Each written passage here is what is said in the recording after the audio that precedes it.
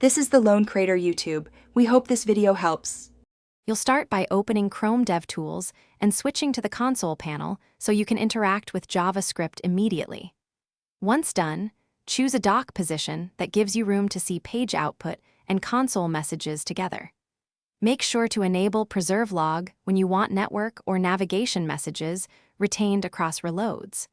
Use the filter bar to hide verbose messages and focus on errors or warnings. This first step gets you into an interactive workflow quickly and avoids wasted clicking.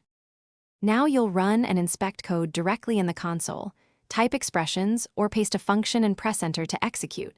Use console, log for simple output console, table for arrays or objects, and console. Error to mark issues. These formats help you interpret results faster. When you see an object you want to explore, right-click it and choose Store as Global Variable. That creates a temp variable like temp1 for further experimentation. This lets you iterate quickly and inspect state without changing source files. To complete a session, use breakpoints or insert the debugger, statement to pause and examine call stacks, scope variables, and watched expressions so you can find the root cause. You can edit code live in the Sources panel for quick fixes, then copy those changes back into your project files.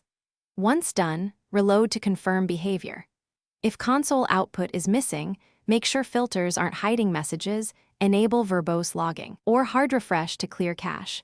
This troubleshooting step resolves most silent failures. Thanks for watching. Consider subscribing if we helped you.